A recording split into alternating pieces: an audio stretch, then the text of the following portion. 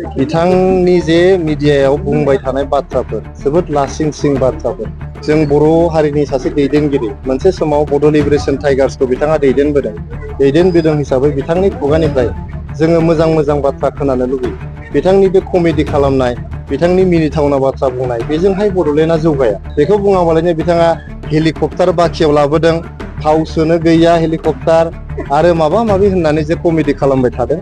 Comedy खालामनानै बिसायख'थि बिथाङा देरहानो हानाय नङा। बिसायख'थिया जोबोद सिरियास बाथ्रा। दिनै बिटिआर जों मोनदों। बेवहाय सासे कमेडि खालामग्रा मानसिनि आखायाव जोङो मिनिथावना मानसिनि आखायाव जोङो बिटिआरखौ हगारनानै होनो हाया।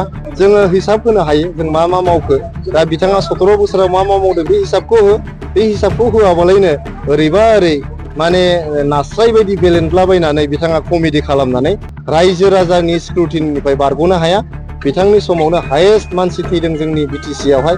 बिथांनि समावनो हायेस्ट जाथि जनगोष्ठीनि गेजेराव दाङाबाजि जादों। बेखायनो दिनै हाग्रामानि मुं खोनाबानो मानसिफ्रा गिखाङो।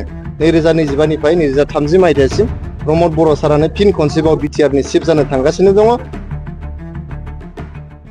दैदेनगिरि आरो आफादगिरि आगुनि बिटिसिनि चिफ हाग्रामा महिलारिनि जे थासारि जोबोद गाज्रि थासारि। बिथांनि जे मिडियायाव बुंबाय थानाय बाथ्राफोर जोबोद लासिंसिं बाथ्राफोर। बिथाङा खनथाम चिफ जालांनायनि उनाव बिथांनि बाथ्रा बुंनायफ्रा दिनै सारा आसामावनो मिनिथाव। सासे कमेडियान बायदि बाथ्रा बिथाङा बुंगासिनो दं। जों बर' हारिनि सासे दैदेनगिरि मोनसे समाव बड' लिबारेसन टाइगार्सखौ बिथाङा दैदेनबोदों हिसाबै बिथांनि खुगानिफ्राय जोङो मोजां मोजां बाथ्रा खोनानो लुबैयो। बिथांनि बे कमेडि खालामनाय बिथांनि मिनिथावना बाथ्रा बुंनाय बेजोंहाय बड'लेण्डआ जौगाया। बर' हारिहा जेबो मुलाम्फा जाया, गुबुन हारिफ्राबो जेबो मुलाम्फा जाया। बिथाङा फैगोन 5 बोसोराव नैबे बिसायख'थियाव गेलेनानै देरहामारोब्ला 5 बोसोराव मा मावलांगोन, मा खालामगोन, बर' हारिनि थाखाय मा खालामगोन, बिटिआरनि थाखाय मा खालामगोन, बिभिन्न जाथि जनगोष्ठीनि थाखाय मा खालामगोन, लाइमोनफोरनि थाखाय, आइजोफोरनि थाखाय मा खालामगोन बेफोर बाथ्राखौ बुंनांगौ बिथाङा। बेखौ बुङाबालानो बिथाङा हेलिकप्टार बाखियाव लाबोदों, थाव सोनो गैया हेलिकप्टार आरो माबा माबि होननानै जे कमेडि खालामबाय थादों। कमेडि खालामनानै बिसायख'थि बिथाङा देरहानो हानाय नङा। बिसायख'थिया जोबोद सिरियास बाथ्रा। बिसायख'थिजों जोंनि इयुन दालांनांगौनि बाथ्रा, जोंनि इयुन जोलैनि सिमांखौ मोगथां खालामनांगौनि बाथ्रा दङ जोंहा। बड'लेण्ड ओनसोलखौ जोङो प्रिथिबिनि गेजेरावनो जौगासिन सारियाव लाबोनायनि मोनसे जोंहा सिमां दङ। बर' हारिया 5,000निफ्राय बांसिन मुंख्लं जानायनि उनाव, रोजा रोजा सुबुङा बेंगुरा जानायनि उनाव, जेल जानायनि उनाव दिनै बिटिआर जों मोनदों। बेवहाय सासे कमेडि खालामग्रा मानसिनि आखायाव जोङो मिनिथावना मानसिनि आखायाव जोङो बिटिआरखौ हगारनानै होनो हाया। आरो बिथाङा खोन्थानानै होथों रायजोनो बिथाङा मा परिकल्पना दं, मा बिथांखि दं मावनो थाखाय। दिनैहाय जों आसामाव थांबानो जोङो गुबुन हारिजों रायलायोबा, इन्टेलेक्सुयेलजों रायलायोबा बयबो हाग्रामा महिलारि सारखौ मिनिनानैसो रायलायो। बुङो जे बिथाङा जोबोद कमेडि खालामनो हायो होननानै। दा जोङो बे कमेडि खालामनायजों जोङो माखासे जेरै बार बारोबा हाद्रि बिरफानाय, खान्थाल बिलाइफ्रा बिरफानाय, साल बिलाइफ्रा बिरफानाय बायदि माखासे बिरफाग्रा मानसिफोर दङ। दा बिथांमोनखौबो आङो सिरियास जानो खावलायदों। जोङो जिहेथु दिनै बिटिआर इलेक्सना फैथारगौ।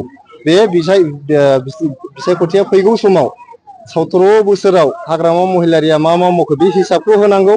जोङो 5 बोसोराव मा मावखो बे हिसाबखौ अलरेडि रायजोनि गेजेराव होबाय। जोङो बड'फा सुपार 50 मिसन खालामबाय। जों 3,50,000निबो बांसिन न'खरफोरनो हा राननानै होबाय। जोङो आलारि सोरांनि गेजेरजों मन्दिर गिर्जाफोराव जोङो 2 लाख रां होबाय। जों अनसाय बिथांखिनि गेजेरजों मोनफ्रोमबो समस्थियाव बोसोरसेयाव 200 आइजो फालांगिफोरनो 5,000 खरि होबाय। जोङो गियान सोरां बिथांखिनि गेजेरजों मोनफ्रोमबो समस्थियाव 200 फरायसा फरायसुलिफोरनो, गरिब न'खरनि फरायसुला फरायसुलिफोरनो जों 5,000 रां, माइनाव सोरां बिथांखिनि गेजेरजों सेल्फ हेल्प ग्रुपनो 75,000नि 25,000 किस्तिखौ जों होबाय। जोङो हिसाब होनो हायो जों मा मावखो। दा बिथाङा 17 बोसोराव मा मावदों बे हिसाबखौ हो। बे हिसाबखौ होआबालायनो ओरैबा ओरै माने नास्राय बायदि बेलेन्टलाबायनानै बिथाङा कमेडि खालामनानै रायजो राजानि स्क्रुटिनिनिफ्राय बारग'नो हाया। रायजो राजानि बिजिरनायनिफ्राय बिथाङा बारग'नो हाया। बिथांनि समावनो हायेस्ट मानसि थैदों जोंनि बिटिसियावहाय। बिथांनि समावनो हायेस्ट जाथि जनगोष्ठीनि गेजेराव दाङाबाजि जादों। मानसिफ्रा रिलिफ केम्पआव थांनानै थानो गोनां जादों। आर्मिफोरजों हमनानै लांजानो गोनां जादों। आर्मिजों गावथारहैजानो गोनां जादों। पुलिसजों गावथारहैनो गोनां जादों। बेखायनो दिनै हाग्रामानि मुं खोनाबानो मानसिफ्रा गिखाङो।